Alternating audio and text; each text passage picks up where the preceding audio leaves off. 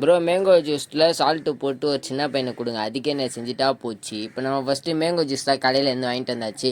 கடையிலேருந்து வாங்கிட்டு வந்தோடனே என்ன பண்ண போகிறோம்னா, நம்ம அதில் கல் உப்பு தான் போட போகிறோம்.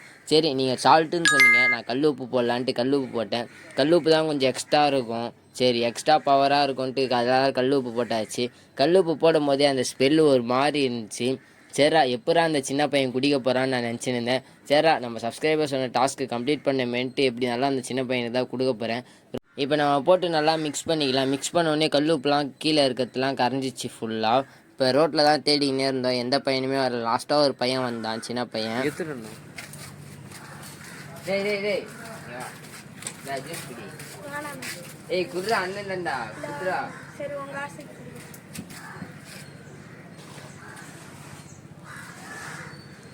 என்னண்ணா இப்படி இருக்கு, ஜூஸால வேற எதுமானா? ஏய் அது டாஸ்க்குடா, அது வீடியோ பண்ணுறதுக்காக வச்சேன். இதில் உப்பு தான் போட்டுருக்கேன் லைட்டாக, சரியா?